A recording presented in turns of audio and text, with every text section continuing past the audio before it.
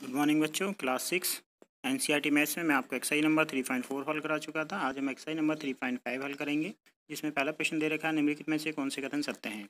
पहला प्रश्न में दे रखा है यदि कोई संख्या 3 से विभाज्य है तो वह संख्या 9 से भी विभाज्य होती है। तो ये कथन हमारा गलत है, क्योंकि आप जानते हैं 3 के पहाड़े में 3 आता है, 3 के पहाड़े में 6 आता है, लेकिन 9 के पहाड़े में आपका 3 नहीं आता, 9 के पहाड़े में आपका 6 भी नहीं आता। 3 के पहाड़े में 12 आता है, लेकिन 9 के पहाड़े में 12 नहीं आता। तो हम कह सकते हैं कि कोई भी संख्या अगर 3 से विभाज्य है तो 9 से विभाज्य नहीं होगी। बी पार्ट, यदि एक संख्या 9 से विभाज्य है तो वह 3 से भी अवश्य विभाज्य होगी। हाँ, क्यों? क्योंकि 9 का ये जो गुणनखंड है वो आपके 3 होते हैं। जैसे कि अगर हम लिखें 9 का पहाड़ा अगर हम लेके चलें तो 9 बराबर होता है 3 गुणा 3। तो जिस संख्या के गुणनखंड जिस रूप में होते हैं वह संख्या का यह प्रगुण होता है कि उस संख्या से विभाज्य होने वाली सभी संख्याएं उनके गुणनखंडों से भी अवश्य विभाज्य होंगी।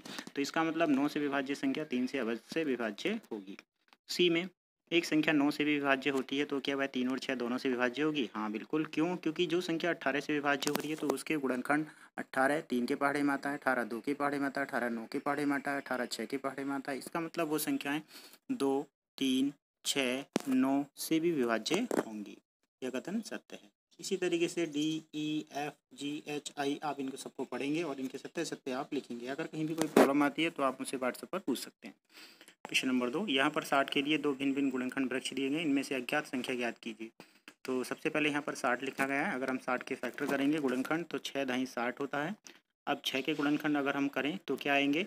2 तिया 6। तो यहाँ पर जो क्वेश्चन मार्क चिन्ह लगा है वहाँ पर आपको संख्या फिल करनी है। इसका मतलब 6 जो आता है वो आपका 2 गुणा 3 होता है। तो इसका मतलब यहाँ पर क्या आने वाला है? 3। इसी तरीके से 10 5 के पहाड़े में आता है, कितनी बार जाता है? 5 दूनी 10। इसी तरीके से आप नीचे दिए गए बी पार्ट को भी कर सकते हैं।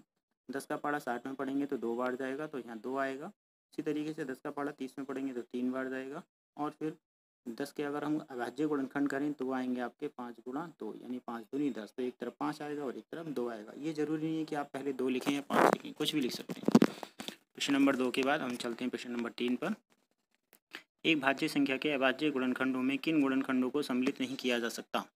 एक भाज्य संख्या के अभाज्य गुणनखंडों में किन गुणनखंडों को सम्मिलित नहीं किया जा सकता? वह होता है आपका एक। क्यों? क्योंकि एक सभी संख्याओं के लिए गुणनखंड माना जाता है और इसी परिभाषा में भी शामिल होता है। नंबर 4, 4 अंकों की सबसे बड़ी संख्या लिखिए जो उससे अभाज्य गुणनखंड के रूप में व्यक्त किया जा सके। कीजिए। तो 4 अंकों की सबसे बड़ी संख्या 999 यानी 9999। अगर इसके गुणनखंड करेंगे तो 3 गुणा 3 गुणा 11 गुणा 101 होंगे।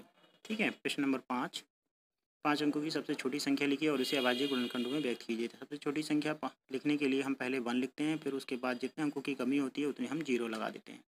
तो 1 के आगे 4 0 लगाएंगे तो ये हो जाएगा हमारा 10,000। 10,000 जो है 2 से पहले हम इसको विभाज्य करेंगे तो ये आएगा 2 गुणा 5,000। फिर 5,000 को तोड़ेंगे 2 गुणा 2,500। फिर इसे 25 से डिवाइड करेंगे, 25 की गुणा 100। फिर हम 25 को 5 पंजे 25 और 100 को 10 ढाई 100, 10 को 5 गुणा 2 5 गुणा 2। इस तरीके से हम सभी के जो अभाज्य गुणनखंड है उनको सभी को एक साथ गुणा में दिखा देंगे। ये थे प्रश्न नंबर 5 तक। इससे आगे के प्रश्न हम अगली क्लास में पढ़ेंगे।